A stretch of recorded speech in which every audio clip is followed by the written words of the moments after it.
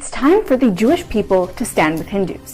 My name is India, and as someone who is Jewish and South Asian, I am saying it is so important to stand with the Hindu community right now. Road पर लगा रहे हैं, बाजार चौक में लगा रहे हैं और बड़े बड़े बैनर लेकर के कह रहे हैं कि हम अब चुप नहीं रहेंगे। हिंदू कम्युनिटी के ऊपर बांग्लादेश में अटैक किए जाने लगा, वहाँ पे हिंदुओं के घरों को, उनकी दुकानों को जलाया गया।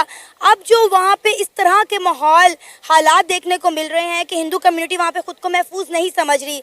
लेकिन जब नफरतों में आप अपने दिमाग के दरवाजे बंद कर दें तो यही होता है। और एक आवाज अगर भारत के आदरणीय प्रधानमंत्री जी ने अगर इजराइल को दे दिया, रशिया को दे दिया, तो ये सारे देश एक साथ एक ही आवाज में बांग्लादेश के अंदर घुस जाएंगे और फिर हम उसको हिंद देश तो क्या, हम उसको पूरा का पूरा ही हिंद देश बना देंगे। तो बांग्लादेश फिर बचेगा ही नहीं। यूएस इस टाइम बहुत बड़ा अलाय बन चुका है इजराइल का।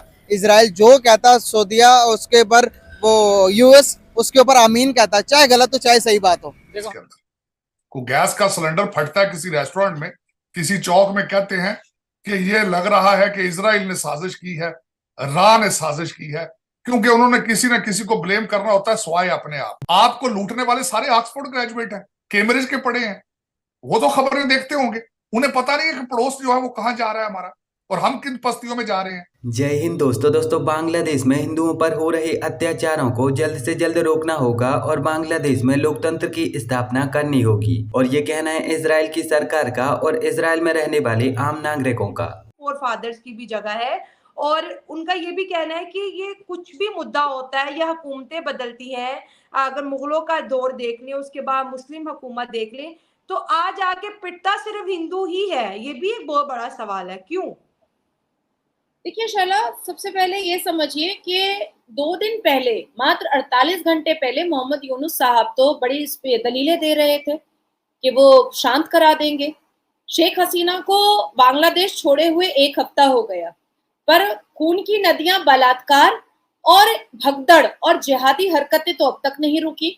इसका मतलब है कि शेख हसीना से प्रॉब्लम नहीं था, इसका मतलब है कि बांग्लादेश के संविधान से दिक्कत थी, बांग्लादेश के कानून से दिक्कत थी जो शेख हसीना इम्प्लीमेंट करके चल रही थी। और बांग्लादेश में जो जिहादी, कट्टर जिहादी थे, 3 फुटिया और 2 फुटिया जो मौलाना थे, वो कहीं ना कहीं अपने आप को बहुत अच्छे से इनहैंस कर करके जिहादी एक्टिविटीज नहीं करा रहे थे। और जमायत इस्लामी का जैसे ही उनको सपोर्ट मिला, 3.5 फुटिया मौलाना, 2.5 फुटिया मौलाना और अजीब से अभद्र शक्ल का मौलाना अपनी तकरीर से वहां के लोगों को और भी प्रोवोक करता है। अब दरअसल यह तो आप लोग जानते हो कि बांग्लादेश में हिंदुओं पर हो रहे अत्याचारों को रोकने के लिए इजराइल की सरकार भारत सरकार का पूरा समर्थन कर रही है। और न केवल इजराइल की सरकार बल्कि इजराइल में रहने वाला प्रत्येक व्यक्ति हिंदुओं पर हो रहे अत्याचारों की कड़ी निंदा कर रहा है। बांग्लादेश में हिंदुओं पर हो रहे अत्याचारों को रोकने के लिए इजरायली यहूदी प्रोटेस्ट कर रहे हैं और वेस्टर्न वर्ल्ड के द्वारा बांग्लादेश पर प्रेशर बनाने की कोशिश कर रहे हैं। इतना ही नहीं, इजराइल की एक बहुत ही ज्यादा लोकप्रिय पत्रकार इंडिया नप्ताली, जो कि इजराइल के न्यूज चैनल i24 में कार्य करती हैं, तो वह भी बांग्लादेशी हिंदुओं का पूरा समर्थन कर रही हैं। और उनका यहाँ पर कहना है कि अब वक्त आ चुका है कि यहूदी और हिंदुओं को एक साथ मिलकर खड़ा होना चाहिए और बांग्लादेश में हिंदुओं पर हो रहे अत्याचारों को रोकना चाहिए। वह कहती हैं कि मेरा नाम इंडिया है और मैं एक यहूदी साउथ एशियन महिला हूँ, तो मेरा ये कर्तव्य है कि मैं हिंदुओं पर हो रहे अत्याचार को रोकने के लिए खड़ी हूँ और हिंदुओं पर हो रहे अत्याचारों को जल्द से जल्द रोकने की कोशिश करूँ। इंडियन नफ्ताली का कहना है कि हिंदू वह इंसान होते हैं जो कि हमेशा सत्य और इंसाफ की राह पर चलते हैं।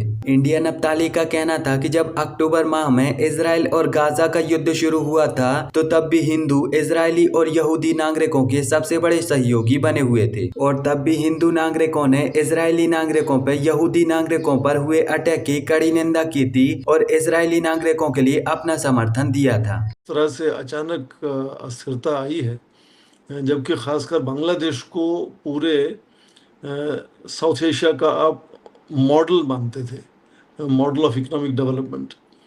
और पिछले 20 सालों में जब शेख हसीना वज़ीर आज़म थी वहाँ, तो काफ़ी तरक्की हुई वहाँ, ऐसी बात नहीं कि तरक्की नहीं हुई। ख़ासकर उनकी जो जीडीपी आप देख लें, वो करीब $65 बिलियन से $455 बिलियन पहुंची। उससे पर कैपिटा इनकम अच्छी हो गई, फॉरेन ट्रेड में बहुत अच्छा रहा। हाँ, ये भी उसके साथ मानने वाली बात है कि अपोजिशन इलेक्शंस को लगातार बाइकआउट करती रही, पर इलेक्शन हुए और इलेक्शन में अवामी लीग को मैंडेट मिला जनता का और वो प्रधानमंत्री बनी रही। तो मुझे लगता है कि किसी भी बड़े नेता को बनाना या ना बनाना वो वहाँ के अवाम का जिम्मेदारी भी है और हक भी है। और बांग्लादेश के अवाम ने लगातार उनको बार बार जीत कर प्रधानमंत्री बनवाया। अब ये अचानक जो कुछ चीज़ें हुई, खासकर आप देखें पिछले 2 या 3 महीनों में, उसमें लगातार इतनी तेज़ी से बदलाव आया कि उसको कुछ हद तक समझने में मुझे लगता है टाइम लगेगा। पर जो इमीडिएट सिचुएशन है, जो वायलेंस है, उस पर कंट्रोल होना चाहिए। खासकर माइनॉरिटीज़ पर जो वायलेंस का खतरा है, जो लगातार बना रहा है, शुरू से बना रहा है, वो अब और ज़्यादा ख़राब एक तरह से हालात वहाँ हो रहे हैं। तो उसको लेकर भी भारत को थोड़ी सी चिंता है। भारत ने कहा भी है इसको लेकर कि चाहेंगे कि माइनॉरिटीज़ को वहाँ सिक्योरिटी मिलनी चाहिए। और ख़ासकर आप देखें कि एक माइनॉरिटीज़ के मंत्री को चुना गया और उनको बुलाया जाए और वो ओथ लेने आए भी नहीं, क्योंकि उनका यही कहना था कि माइनॉरिटीज़ इस वक्त बहुत इनसिक्योर फील कर रही हैं। डॉक्टर यूनुस ने हालांकि कहा है कि माइनॉरिटीज़ को सिक्योर फील कराना हमारी जिम्मेदारी है, पर फिलहाल चीज़ें जो है वो काबू में आ नहीं रही। तो मुझे लगता है भारत के लिए सबसे पहले तो जो इमीडिएट मसला है वो यही है कि किस तरह से जो माइनॉरिटीज़ बांग्लादेश में हैं, जब पूरा जो वायलेंस है उस पर इमीडिएटली कंट्रोल होना चाहिए। डॉक्टर साहब, ये एक तासुर दिया जा रहा है नेशनल इंटरनेशनल मीडिया के अंदर, इंडिया के अंदर भी लोग ये बात कर रहे हैं कि भारत ने इमीडिएटली बांग्लादेश को एक कम्युनल लेंस से देखना शुरू कर दिया, हिंदू मुस्लिम लेंस से देखना शुरू कर दिया। उसकी बात यह है कि लोग तो वहां पे मुसलमान भी मारे जा रहे हैं, ठीक है, ये तो नहीं वो 200-300 बंदा मारा गया वो सारे हिंदू तो नहीं है, डेफिनेटली वो मुसलमान है उसमें से मेजॉरिटी, लेकिन डेफिनेटली इस तरह के वायलेंस में जहाँ पे स्टूडेंट्स को खुद मेरा ख्याल है तमीज नहीं आया, वो जिस पे मर्जी चढ़ाई कर देते हैं, जिसका मर्जी घर जला देते हैं, जिसकी मर्जी गाड़ी जला देते हैं। तो इसको इमीडिएटली अगर आप इस लेंस से लेके चले जाएं और एक स्टेट लेवल पे और मीडिया लेवल पे ये शुरू कर दिया जाए, तो isn't it India pressurising Bangladesh कि भाई आप हमें जो है आप हमें ये हमारे जो इंटरेस्ट है उसको कैटर करें। पहली बात तो यह है कि मैंने खुद अपने इस चैनल पे इंडिया बांग्लादेश की जो 10% माइनॉरिटीज में जो 8% हिंदू है, मैंने खुद उसके ऊपर प्रॉपर शोज किए हैं, मैंने खुद किए हैं, लेकिन जस्ट जो तासुर इमेज हो रहा है मैं उसके ऊपर बात कर रहा हूँ कि India basically is using it as a tool to pressurise Bangladesh to come on a negotiating table के पहले ही उनको अंडर प्रेशर कर लो, जबकि बाकी तो सैकड़ों मुसलमान भी वहां पे मारे जा रहे हैं। कमर, ये आपने बिल्कुल सही फरमाया कि ऐसा नहीं कि केवल माइनॉरिटीज़ ही वहाँ मतलब उनको मुसीबत है या उनको किसी तरह की जानो माल का ख़तरा है, बहुत लोगों को खतरा है। पर आप देखें कि जैसे कहीं किसी देश में मान लो मुस्लिम माइनॉरिटीज़ पर कोई ख़तरा आता है तो बड़े मुस्लिम देशों से हम उम्मीद करते हैं